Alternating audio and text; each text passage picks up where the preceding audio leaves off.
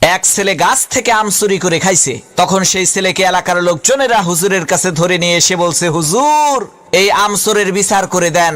হুজুর তার কিতাব বের করে সমস্ত লোকের সামনে কিতাব খুলে পড়তে আরম্ভ করলো। যে চুরি করে খাইছে আম তাকে দিতে হবে তার দাম, দাম না দিলে তার পিঠের উপরে কিল পড়বে ধাম ধাম। হুজুরের কিতাব শুনে এলাকার লোকজন সেই ছেলেটিকে কয়েকটা চর থাপ্পড় মেরে বিদায় করে দিল। আল্লাহর কি কুদরত! কয়েকদিন পর সেই হুজুরের নিজের ছেলে ডাব চুরি করে খাইছে। তখন এলাকার লোকজন হুজুরের কাছে এসে বলছে, হুজুর মানুষের ছেলে আম চুরি করে খাইছে দেখে বিচার করলেন, এখন আপনার ছেলে তো ডাব চুরি করে খাইছে, বিচার করেন তো দেখি।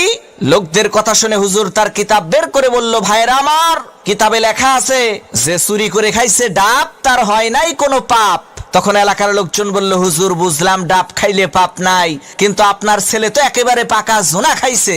হুজুর তখন কিতাব থেকে পড়লো, যে খাইলো জোনা তার নাই কোনো গুনাহ।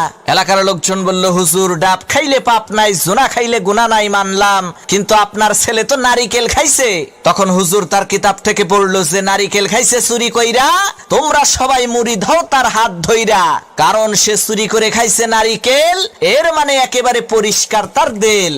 তখন এলাকার লোকজন বলল, সর্বনাশ, হুজুর আপনার ছেলের বিচার করার কোনো দরকার নাই, আপনি আমাদের ছেলেরই বিচার কইরেন তাই হবে।